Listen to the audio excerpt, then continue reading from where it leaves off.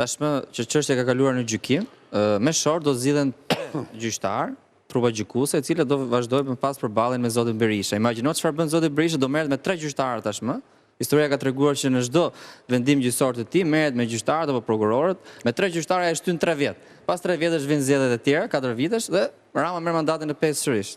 Është qartë historia. Do e përdor politikisht 3 vitet e ardhshme, duke sulmuar gjyqtarët me të cilët do përballet para drejtësisë, do sulmoj sërish Altin Domanin dhe në këtë lloj mënyre zoti Berisha në mënyrë indirekte do mbaj sërish postin e kryetarit të Partisë Demokratike. Urojmë të ketë jetë të gjatë për ta mbyllë gjyqin. Me protesta para Spakut, para gjykatës posaçme, mbajnë me ato do ndodhë. Mua më kujtoi deklarata e zonjës Spiro Pali kur e shpalli Skënderbeu.